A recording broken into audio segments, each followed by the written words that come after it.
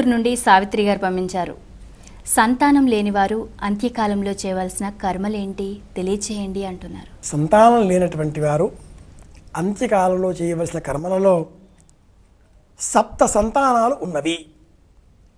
సప్త సంతానాలలో మనకు సంతానం అంటే రక్తం పంచుకొని పుట్టినటువంటి కొడుకు కూతురు వీళ్ళే సంతానం అనుకుంటే సప్త సంతానాలలో వీళ్ళు చివరి వాళ్ళు, 7వ వాళ్ళు అవుతారు.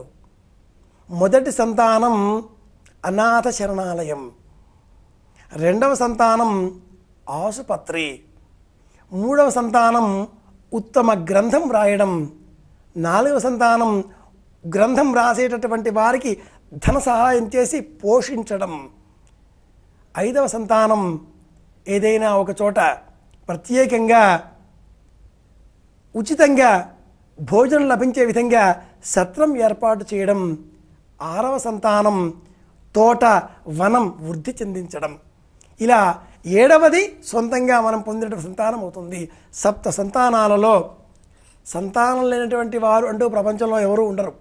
ఇలా ఆలోచన చేస్తే సంతానం లేనటువంటి వారు ప్రపంచంలో ఉండకూడదు.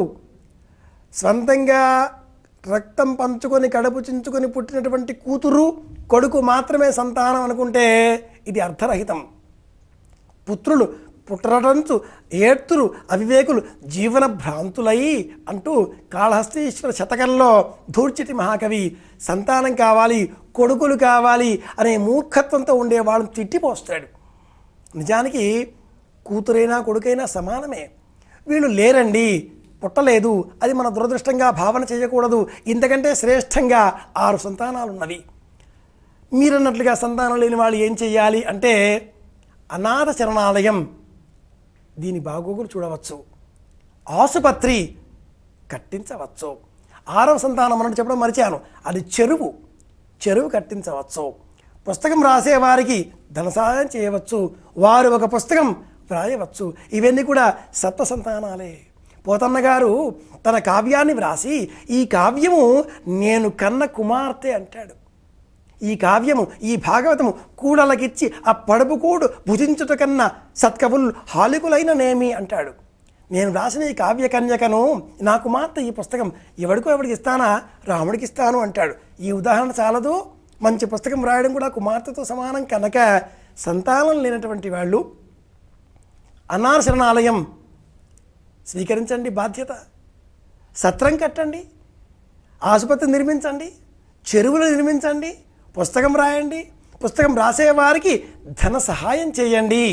ఇక మీకు ఉత్తరోత్తర గతులు ఉత్తర క్రియలు ఎవరు చేయాలి అంటారా? కుమారుడి వరుసలో ఉండేవాళ్ళు ఎవరైనా చేస్తారు, శిష్యులు చేస్తారు, కులం వాళ్ళు చేస్తారు.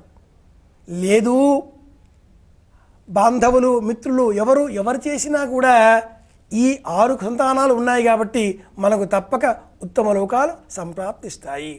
భీష్మాచార్యులు లేరు ఉదాహరణకి, రాలేదు స్వర్గం. ఇది కథ.